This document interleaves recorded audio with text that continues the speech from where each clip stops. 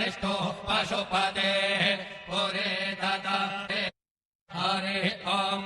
वाजश्च मे प्रसवश्च मे प्रयातिश्च मे प्रसेदश्च मे धेदश्च मे क्रतुश्च मे स्वरश्च मे श्लोकश्च मे श्रवश्च मे श्रोतिश्च मे ज्योतिश्च मे श्वश्च मे जगन्येन कल्पन्ताम् प्राणश्च मे पादश्च मे व्यानश्च मे सुश्च मे चित्तम् च म आधीतम् च मे वाक् च मे मनश्च मे चक्षुश्च मे श्रोत्रम् च मे दक्षश्च मे बलम् च मे जगन्येन कल्पन्ताम्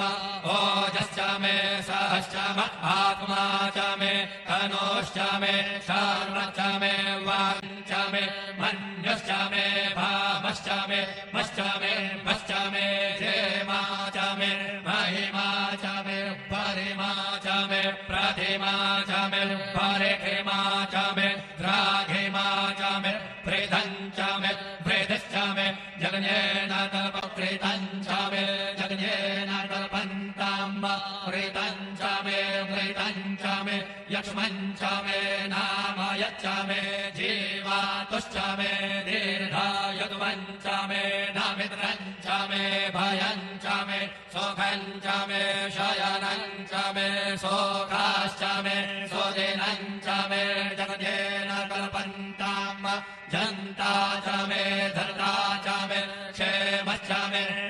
भद्रम् च मे श्रेयश्च मे वसेयश्च मे यशश्च मे जगन्येन कल्पन्ताम् ऊर्ज मे सोन्द्रिता च मे पयश्च मे रसश्च मे घृतम् च मे मधु च मे सर्दिश्च मे सपेतिश्च मे तेजश्च मे वृष्टिश्च मे जैत्रम् च म औद्भिद्यम् च मे जगन्येन कल्पन्ताम् रयश्च मे रायश्च मे पुष्टम् च मे पुष्टिश्च मे विभु च मे प्रभु च मे